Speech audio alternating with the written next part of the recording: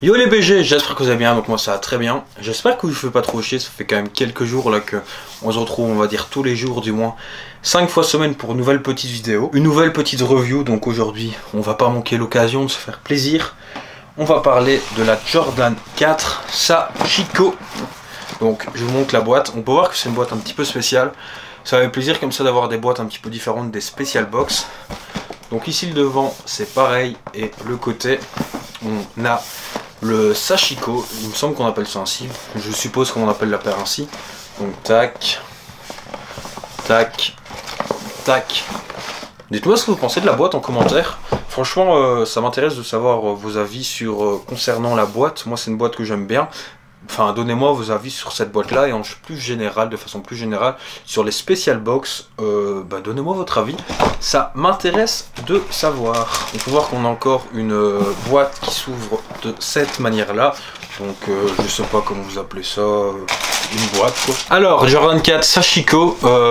Super belle paire. Comme je vous le disais hier, ça m'a mis en confiance parce que c'est une paire que j'ai aussi pu choper sur l'application Sneakers. Donc c'était la semaine d'après ou 2 semaines après la Jordan 4 Fire Red. Donc j'étais assez content. Alors Jordan 4 Sashiko, pourquoi déjà le nom Sashiko et pourquoi ce coloris et ces motifs un petit peu différents. Donc il faut savoir que le Sashiko, donc c'est une méthode japonaise qui permet de réparer les jeans en faisant des motifs. Donc des motifs comme on peut retrouver ici.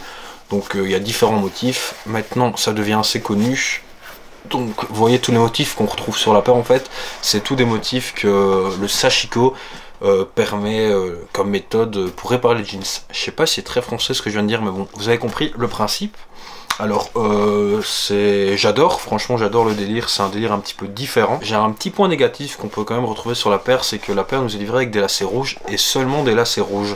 Et c'est dommage, ça fait toujours plaisir d'avoir une petite paire de lacets en plus, surtout connaissant le prix retail qui était de 225 €. Ça pique quand même un peu. Après je comprends que sur cette paire il y a quand même du travail en plus. Enfin on apporte vraiment une plus-value. Donc je comprends que le prix est plus élevé. Mais bon, une petite paire de lacets en plus, genre des lacets blancs, ça ne fait pas de mal, ça ne fait pas de tort. Alors faut savoir qu'il y en a qui ont fait des customs sur cette paire. Je pense notamment à AT Custom qui a fait un custom qui est incroyable. Comme il le dit lui-même, il a détruit sa paire mais le rendu est assez cool. Donc voilà, je sais pas ce qu'il y a à dire de plus sur cette paire parce qu'elle est quand même, je vais pas dire qu'elle est assez simple, mais bon, quand je vous ai fait le tour ainsi, que vous avez bien vu les détails, bah il n'y a rien à dire de plus hein les gars.